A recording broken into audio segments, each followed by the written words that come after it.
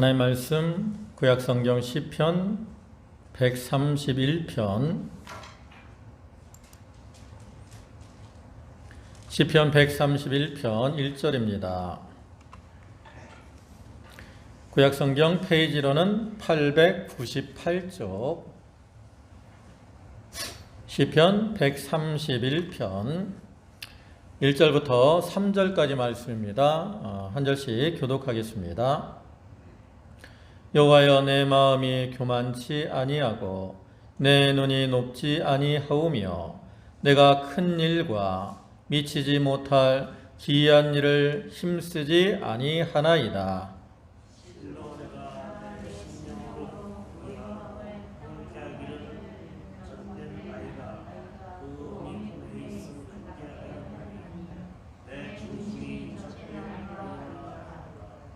이스라엘아, 지금부터 영원까지 여호와를 바랄지어다.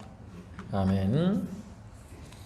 여기 시편 131편 1절부터 3절까지 말씀을 보셨는데요.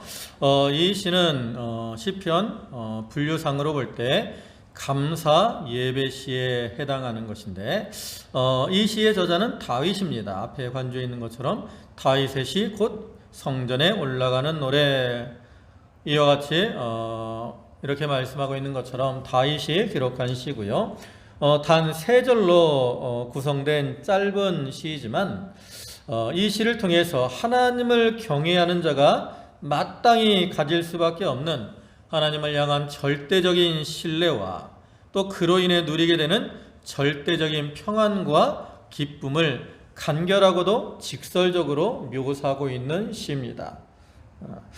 이 시를 기록한 다윗은 하나님께로부터 기름 부음을 받아서 선민 이스라엘의 왕으로 세움받은 그 신본주의적 정통성을 지닌 사람이었지만, 그럼에도 불구하고 그가 왕으로 등극하기 전에 약 10년이라는 세월 동안 자기의 왕위를 지키려고 하는 그런 사울에게 핍박을 받아서 쫓기며 망명자로서 많은 고통과 고난을 겪어야 했습니다.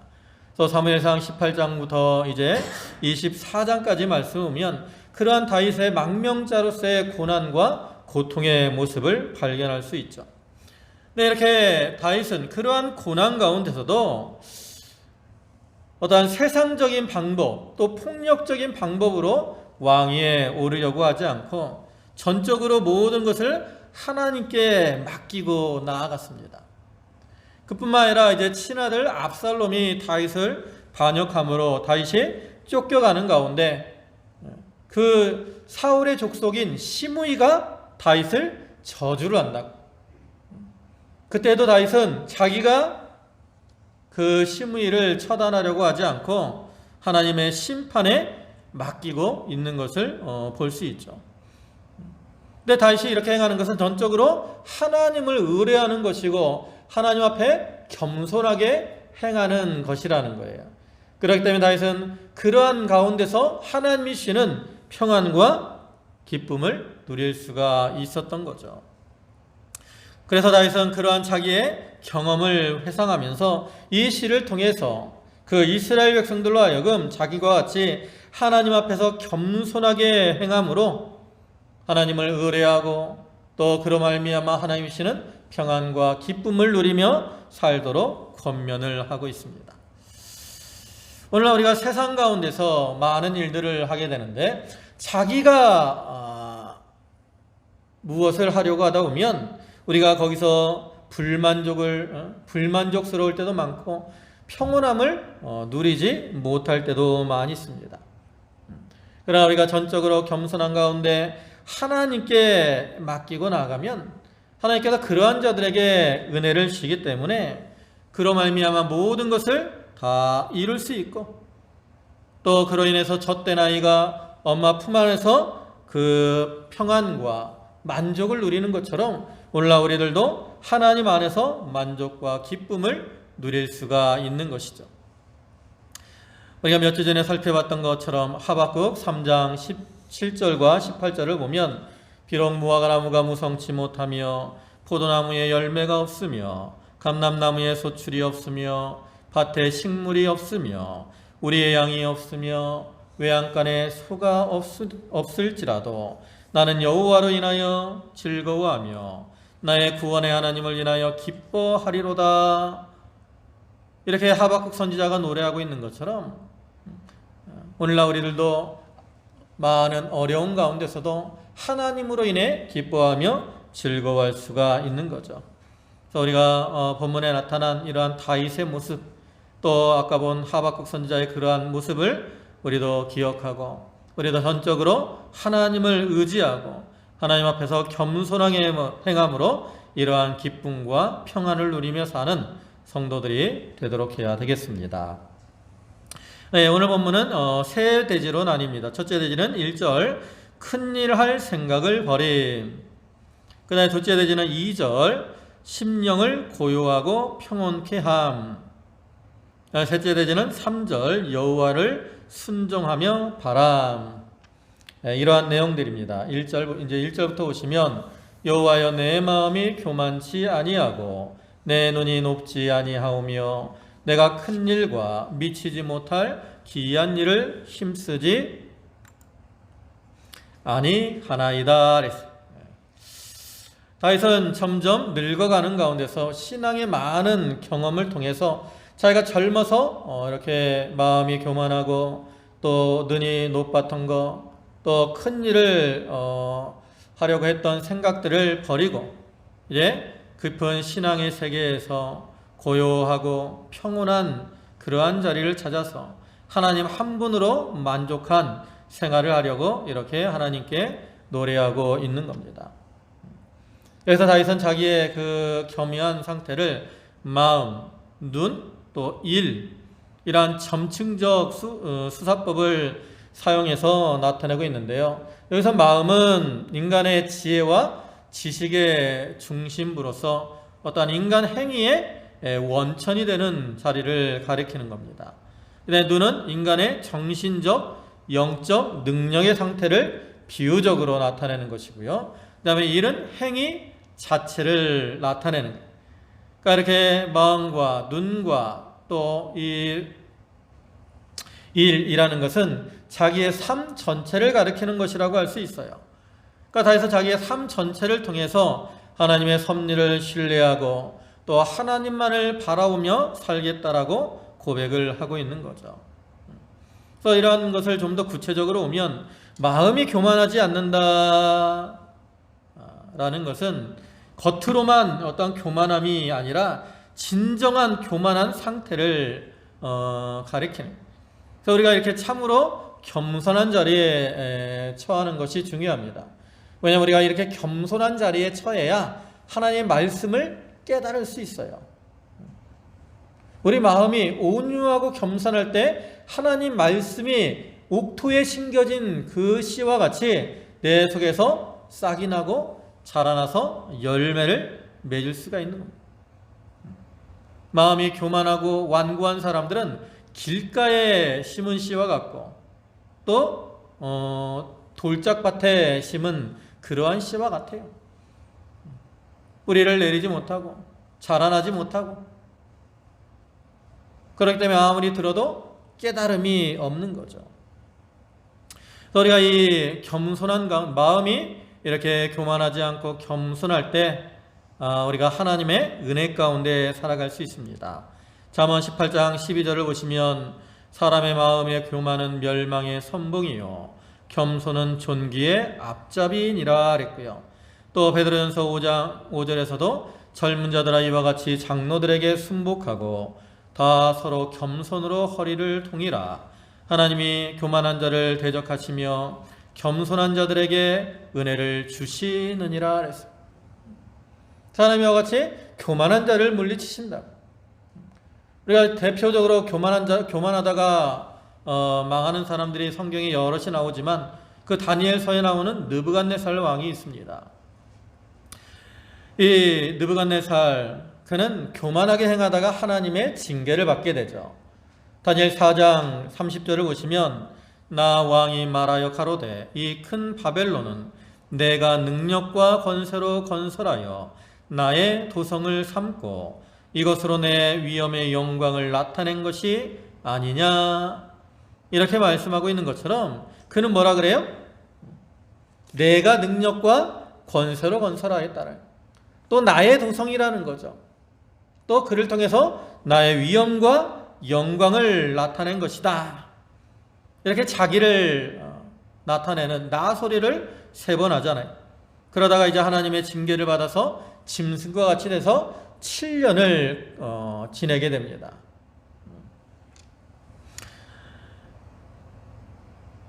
이 느부갓네살 왕은 바벨론 나라가 이렇게 크게 난 것이 자기의 힘으로 된 줄 알고 그걸 자기의 것으로 삼고 자기의 영광을 돌리려고 한 거예요. 그러나 느부갓네살을 왕으로 세우신 분도 하나님이시고 그 나라가 강성케 하신 분도 하나님입니다. 그러니까 하나님의 것으로 하나님께 영광을 돌려야 되는데 자기가 그 자리에 들어갔기 때문에 결국 하나님의 징계를 당하게 된 고 마는 거죠. 이러한 느부갓네살의 모습처럼 오늘날 우리들도 교만하게 행하면 그 가운데 하나님의 징계가 임하게 됩니다. 반면 하나님은 겸손하게 행하면 그러한 자에게는 풍성한 은혜를 더하시는 거죠. 여러분, 우리가 가진 여러 가지 미덕들, 좋은 것들을 이렇게 다 모아가지고 한 몸을 이루게 한다면 거기서 머리의 역할을 하는 것이 뭐냐? 바로 겸손이라는 거죠. 그래서 우리는 마음속에 교만을 버리고 겸손하게 행하려고 해야 됩니다. 그런데 또 다윗은 뭐라고 말을 하냐면 내 눈이 높지 아니하오며 그랬어요. 여기 눈이 높은 사람, 이것도 결국 교만하게 되는, 그래서 자기 어떠한 처지에 만족하지 않고 분수 이상으로 더 많은 것, 또 큰 일을 추구하게 되고, 그렇기 때문에 그 사람은 입술에서 뭐가 나오냐면 불평과 불만의 말이 나오고, 그렇게 불평과 불만을 가지고 살다가 여러 가지 시험에 빠지게 되는 거죠. 우리가 구약 성경을 보면 출애굽기부터 민수기, 레위기, 신명기 보면 이스라엘 백성들의 광야 생활이 나오잖아요. 우리가 알다시피 이스라엘 백성들이 광야 생활 가운데 얼마나 하나님의 은혜를 많이 체험을 합니까? 그럼에도 불구하고 이스라엘 백성들은 감사보다는 뭐가 많이 나왔어요? 원망과 불평의 말이 많이 나왔다라는 거죠. 왜 그래요? 눈이 높기 때문에, 좋은 것만을 바라보기 때문에 그래요. 오늘날 우리들도 우리의 눈이 높아지면 그로 인해 불평, 불만이 나오고 그로 인해 또 시험에 빠지게 되고 마는 겁니다. 우리는 우리의 눈을 낮추고 하나님이 주신 것에 감사하며 만족하며 살아가야 됩니다. 잠언 16장 19절 보시면 겸손한 자와 함께하여 마음을 낮추는 것이 교만한 자와 함께하여 탈취물을 나누는 것보다 나으니라. 우리가 교만해서 세상에 아무리 많은 것을 얻고 부귀영화를 누리더라도 그건 다 헛된 것이라는 거죠. 그다음에 3번째로는 또 뭐라고 합니까? 내가 큰 일과 미치지 못할 기이한 일을 힘쓰지 아니하나이다. 여기 큰 일과 미치지 못할 기이한 일을 하려고 하는 것은 어떠한 허영심, 이것도 교만함을 가리킵니다. 또 이러한 마음을 품고 나가는 자는 여러 가지 시험과 올무에 빠지게 되죠. 디모데전서 6장 9절을 보시면 부하려 하는 자들은 시험과 올무와 여러 가지 어리석고 해로운 정욕에 떨어지나니 그 사람으로 침륜과 멸망에 빠지게 하는 것이라. 자기의 실력과 분수를 모르고 자꾸 높아지려고 하는 사람, 큰 것을 하려고 하는 사람, 이러한 자들은 벌써 시험에 빠진 것이고 그로 인해서 스스로 함정에 빠지고 마는 겁니다. 얼마 전에 뉴스를 보시면 그 배구 선수들 얘기가 많이 나오잖아요. 이재영, 이다영이라는 그 쌍둥이 선수가 있는데 그 선수들은 참 실력도 좋고 그래서 인기가 많았어요. 그래서 이제 그 원래 이재영이 이제 흥국생명이 언니인 이재영이 흥국생명에 있었고 동생인 이다영이 현대건설에 있다가 이제 올해부터 이제 FA가 돼가지고 흥국생명으로 같이 왔어. 우리나라 연봉 중에 거의 뭐 여자 대표 중에 제일 많이 받는 사람들 중에 하나죠. 이재영이 1년 연봉이 6억이고 이다영이 4억이니까. 근데 거기에 이제 터키에서 활동하던 김연경 선수가 왔어. 근데 김연경 선수는 터키에 있을 때 연봉을 20억을 받았다고. 근데 이제 이 흥국생명으로 오면서 자기 연봉을 이제 대폭 낮췄어요. 왜냐하면 그 야구 선수들도 이게 연봉 상한제가 있잖아요. 팀이 나눠서 줄 수 있는 연봉. 근데 배구도 마찬가지예요. 연봉이 한 20억 정도인가 뭐 이 정도의 그 연봉 상한선이 있다고, 팀별로. 그러니까 이 김연경이 이제 뭐 터키처럼 받으면 다른 선수들한테 연봉을 줄 수가 없으니까 자기 연봉을 줄이면서 이제 후배들한테 연봉을 이렇게 이제 좀 주도록 한 거죠. 그래서 이제 김연경이 오니까 그 전에는 이제 이재영과 이다영이 가장 인기가 많았다고. 그래서 그들이 잘난 줄 알았어. 근데 이제 이 김연경이 와서 이재영, 이다영이 이제 좀 나섰나 봐요. 그러니까 어떻든 뭐 정확한 상황을 모르지만 이제 이때까지 나오는 분위기로 보면 그래. 그래서 이제 고창으로서 선배로서 아마 좀 어떤 충고스러운 말을 했는지 모르겠어요. 그래서 이제 불화가 생기고, 뭐 불화가 생긴 것까지는 괜찮아요. 그러다 보면 또 우리가 살아보면 불화가 생길 수도 있죠. 근데 이제 거기서 이다영이라는 선수가 그 자기가 쓰는 SNS에다가 뭐 이제 누가 갑질을 한다는 식으로, 그리고 자기가 피해자인 것처럼 이런 식으로 올렸어요. 뭐 가하는 사람은 모르지만 당하는 사람은 죽고 싶다, 이런 식으로 올렸다. 근데 그로 인해 이제 문제가 생겼어요. 뭐냐면 그 이재영, 이다영 선수가 중학교, 초등학교 때 엄마가도 유명한 그 배구 선수거든요. 그러니까 이제 실력도 좋으니까 선생님들이 이렇게 잘 인정해주고 그러니까 교만해져가지고 자기 이제 이 동기들한테 폭력을 행하고 막 심한 말을 많이 했다고. 근데 이제까지는 그것이 없이 조용했는데 이 이다영이라는 선수가 자기가 피해자인 것처럼 이제 SNS에 자꾸 올리니까 그것을 본 과거 피해자들이 이제 화가 난 거야. 그래가지고 네가 무슨 피해자인 것처럼 그렇게 하냐 하면서 그들이 이제 행했던 그 과거의 일들을 폭로를 한 거죠. 그래가지고 이제 문제가 심각해져가지고 지금 그 두 선수는 이제 흥국생명에서는 무기한 출전 정지 처분을 받았고, 또 국가대표도 이렇게 이제 선수로 출전 금지를 국가대표 이제서 이렇게 뭐 국가대표를 못하는 그러한 상황이 되고 말았다. 왜 이런 일이 생겼느냐? 그 이재영, 이다영이라는 사람이 자꾸 이 큰일하고 높아지려고 하고 이런 마음을 품고 나가다가 결국 스스로 이러한 어떠한 이 함정에 빠지고 말았다라는 거죠. 뭐 이러한 선수들뿐만 아니라 오늘날 우리들도 마찬가지예요. 우리가 이렇게 자기가 하려고 하고 스스로 높아지려고 하고 그러다 보면 시험에 빠질 수 있습니다. 여러분, 우리가 스스로 할 수 있는 게 없다고. 물론 우리가 할 수 있는 최선의 노력을 해야 되죠. 그러나 그 가운데서 잘된 것이 있어도 다 하나님이 되게 해주신 것이지 내가 잘나서 된 것이 아니라고. 그러니까 여기서 겸손하다는 건 특별히 우리가 하나님 앞에서 자기를 낮추고 겸손해야 될 걸 의미하는 거예요. 다윗도 보면 왕으로서 잘한 게 많아요. 다윗이 그 참 영토를 많이 확장했잖아요. 그러니까 하나님이 이스라엘 백성들에게 주신 그 기업, 그 영토가 확장된 게 바로 다윗 때라고. 이렇게 영토를 많이 확장하고 또 성전을 위해서 준비를 많이 하고 하나님을 잘 섬기고 잘한 게 많았다고. 그러나 하나님 앞에서 보니까 자기를 높일 수 있는 게 없는 거예요.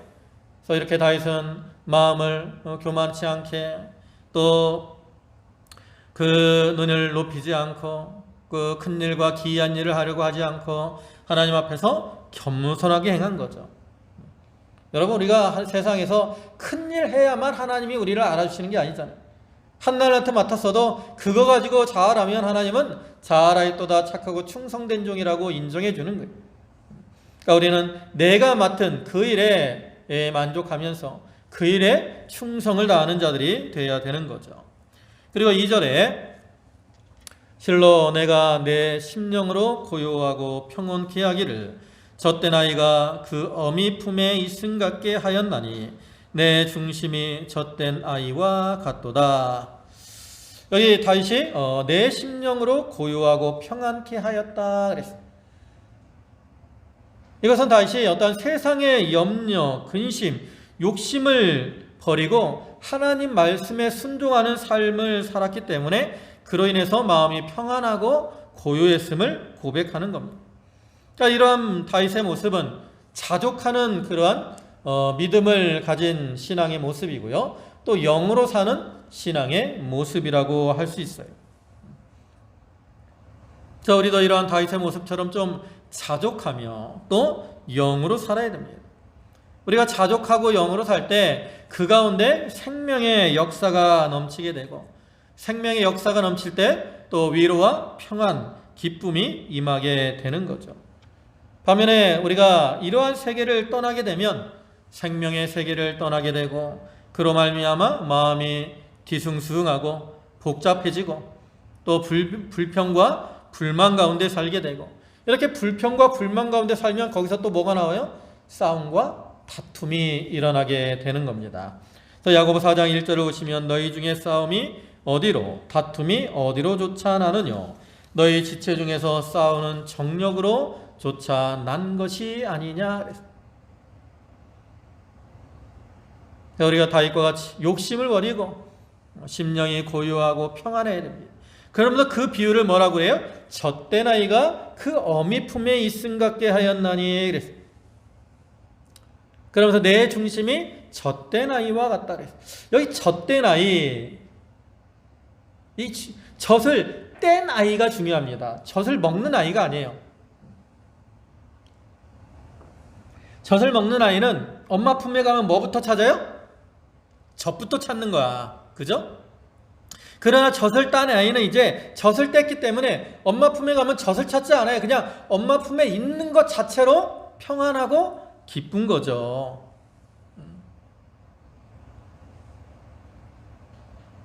그래서 그러한 상태를 가리키는 거예요. 다윗이 이 젖을 뗐다라는 것은 어떤 욕심을 버린 것을 가리키는 거예요. 세상적으로 보면 욕심을 버린 것을 가리키는 거예요. 욕심을 품었을 때는 젖을 이렇게 갈급해하는 아이와 같이 자꾸 젖을 찾고 그 젖을 먹으려고 울며 불며 때를 썼지만 이제 젖을 떼니까 욕심이 사라졌다고. 젖이 필요해요? 필요 없어요? 이제 젖이 없어도 내가 다른 거 먹는다고.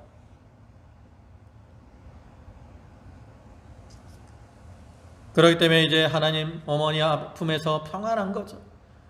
오늘날에도 우리가 세상에 어떤 욕심을 품고 살면 그로 인해 만족이 없어요. 늘 불만하다. 불만이 있어요. 젖을 찾는 것처럼 자꾸 그 자기 욕심을 채우려고 힘을 쓰게 되는 거죠. 그러나 이제 신앙이 자라나서 젖을 뗀 것처럼 그 욕심을 버리고 모든 것을 극복하게 되면 다른 거 별로 근심 걱정이 없다. 하나님으로 인해 기뻐하고 즐거워하는, 하나님 안에서 평안을 누리는. 아까 하박국서에서 그랬잖아요. 뭐가 없어요? 무화과나무도 없어요. 포도나무도 없어요. 감람나무도 없어요. 밭에 식물도 없어요. 우리의 양도 없고 외양간에 소도 없다고. 아무것도 없어요. 아무것도 없지만 하나님과 함께하는 거, 그로 인해 기뻐하며 즐거워할 수 있는 거죠.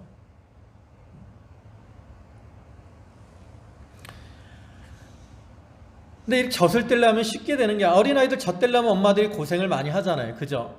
어린아이들 젖 떼려면 참 고생을 많이 합니다. 그러니까 여기 젖된 상태가 되려면 그 어린아이 입장에서도 그만큼 수고를 많이 해야 된다고. 수고를 많이.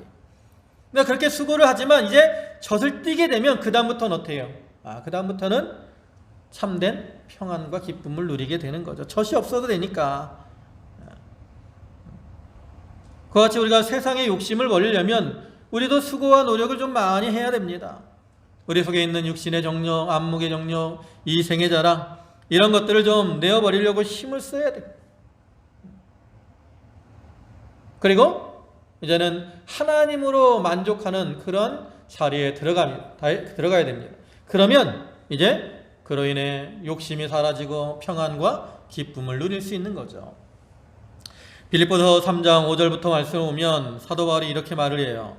내가 8일 만에 할례를 받고 이스라엘 족속이요 베냐민 지파요 히브리인 중에 히브리인이요 율법으로는 바리새인이요 열심으로는 교회를 핍박하고 율법의 의로는 흠이 없는 자로라. 그러나 무엇이든지 내게 유익하던 것을 내가 그리스도를 위하여 다 해로 여길 뿐더러 또한 모든 것을 해로 여김은 내 주 그리스도 예수를 아는 지식이 가장 고상함을 인함이라. 내가 그를 위하여 모든 것을 잃어버리고 배설물로 여김은 그리스도를 얻고 그 안에서 발견되려 함이니. 그랬어요. 바울이 그 전에 육신적으로 자랑하는 것들이 많았어요. 그런데 이제 예수 그리스도를 발견하니까 그게 다 뭐로 여겨져요? 해로 여기고 배설물로 여기게 되었다라는, 별게 아니다, 쓸모없는 거다. 오히려 그리스도를 아는 지식이 가장 고상한 것이다. 그래서 그리스도를 자랑하게 되잖아요. 그전에는 앞에 있던 세상의 것들을 자랑했다고. 그런데 이제 하나님으로 만족하게 되니까 다른 것 자랑하지 않고 하나님만 자랑하고 예수 그리스도만을 자랑하게 되었다라는 거죠. 또 다윗과 같이, 또 이 시인과 같이 우리도 젖된 아이와 같이 우리 속에 있는 이러한 욕심, 또 육신의 정욕, 이런 것들을 좀 내어버리고 하나님 안에서 하나님으로 인해 만족하며 하나님으로 기뻐하는 그러한 삶을 살아가야 되는 거죠. 그 다음에 마지막으로 3절에 이스라엘아 지금부터 영원까지 여호와를 바랄지어다. 앞에서 이 시인은 개인적으로 내가 이렇게 살았다 라고 고백을 했는데, 이제는 그것을 이스라엘 전체에게 이렇게 적용을 해서 이스라엘 백성들에게 그들도 자기와 같이 하나님 안에서 확신을 가지고 하나님을 경외하며 하나님 앞에 겸손한 가운데 하나님만을 바라며 살도록 권면을 하고 있습니다. 이렇게 하나님을 바라며 사는 것이 복된 삶이기 때문에 다윗은 이제부터 영원까지 하나님 여호와를 바랄지어다 라고 권고를 하는 거죠. 그럼 우리가 여호와를 바라며 산다는 것은 어떠한 삶을 사는 것을 의미하는 것일까? 첫째로는 어때가 우리가 무슨 일을 하는 가운데 자기가 노력을 하면서 또 모든 것을 하나님께 맡기고 하나님께서 이루어 주시기를 소망하며 사는 겁니다. 그러니까 내가 하려고 하는 거 아니죠. 아까 얘기했듯이 큰 일과 기이한 일을 힘쓰지 않는 것, 내가 하는 것이 아니라 하나님이 이루어질 것을 믿고 바라는 것, 이것이 하나님을 바라며 사는, 하나님의 능력이 무한하시고 또 천지만물을 주관하시는 분이시기 때문에 우리가 무슨 일을 하지만 궁극적으로 그것을 이루어 주시는 분은 오직 하나님이십니다. 그래서 하나님께 맡기고 하나님께서 이루어 주시기를 소망하며 살아야 되죠. 그다음에 또 우리가 무엇을 바라야 되느냐? 하나님의 구원을 바라며 살아야 됩니다. 성도의 참된 기쁨은 구원의 세계에 사는 거죠. 그래서 이런 구원의 은혜, 구원의 세계, 생명의 세계, 영의 세계, 사랑의 세계에서 살기를 소망하며 살아야 돼요. 그런데 또 우리가 바랄 것은 하나님의 언약이 이루어지시기를 소망하는 겁니다. 물론 하나님께서는 언약의 하나님이시기 때문에 또 신실하신 하나님이시기 때문에 언약하신 것은 반드시 이루어지시죠. 근데 우리가 그 언약이 이루어질 것을 소망하며 사는 게 중요하다는 거죠. 그래야 우리가 담대한 믿음을 가지고 살아갈 수 있어요. 언약 성취를 소망하는 그러한 자들이 되어야 되고요. 그 다음에 마지막으로 우리가 또 무엇을 바라야 되냐면 하나님 닮아 나가기를, 그리스도의 형상을 이루어 나가기를 소망해야 됩니다. 성도들이 이 땅에 사는 동안 해야 될 게 뭐예요? 바로 그리스도를 닮아 나가는 것, 그리스도의 장성한 분량에 이르기까지 닮아 나가며 자라나가는 것이 우리가 해야 될 일이죠. 그래서 그것을 위해서 소망하면서 힘을 쓰고 나아가야 되는 겁니다. 이와 같이 다윗은 이렇게 많은 신앙의 체험 가운데서 하나님이 자기와 함께 하심을 믿고 하나님 앞에서 자기를 낮추고 마음이 교만치 아니하고 눈을 높이지 아니하고 큰 일과 기이한 일에 힘쓰지 않고 하나님께 모든 것을 맡기고 하나님 안에서 이제 평안과 기쁨을 누리려고 하고 있는 것을 우리가 볼 수 있습니다. 우리도 이러한 다윗의 모습을 본받아서 하나님을 의뢰하는 가운데 하나님 앞에 온유하고 겸손함으로 행함으로 하나님 안에서 하나님이 주시는 참된 평안과 기쁨을 누리며 사는 그러한 성도들이 다 되도록 해야 되겠습니다. 아멘. 기도하시겠습니다. 전능하신 아버지 하나님, 은혜를 감사합니다. 천지의 주제가 되시는 하나님께서 그 능력으로 모든 것을 이루실 수 있음을 믿습니다. 주여, 저희가 이러한 하나님을 경외하며 이제 하나님을 의뢰하며 하나님 앞에서 이렇게 자기를 낮추고 겸손하게 행하는 자들이 되게 하여 주시옵소서. 다윗이 그 마음이 교만치 아니하며 그 눈이 높이지 아니하며 큰 일과 기이한 일에 힘쓰지 아니하고 이제 하나님 안에서 젖된 아이가 엄마 품 안에서 평안을 누리는 것처럼 하나님 안에서 평안을 누린 것과 같이 주여, 저희들도 우리 속에 있는 욕심을 버리고 하나님 앞에서 온유하고 겸손한 심령으로 행하며 하나님이 주시는 평안과 기쁨을 누리며 사는 성도들이 다 되게 하여 주시옵소서. 세상을 바라보지 않게 하시고 지금부터 영원까지 하나님을 바라며 하나님과 동행하는 삶을 살게 하여 주시옵소서. 저희 성도들 하나님이 은혜 가운데 인도하시고 주여, 저희들이 하나님을 바라고 부르짖을 때에 하나님이 권능으로 역사하셔서 저들의 바라는 소망이 이루어지게 하시고 심령의 평안과 기쁨이 충만케 하여 주시옵소서. 모든 말씀 예수님의 이름으로 기도 올리옵나이다. 아멘.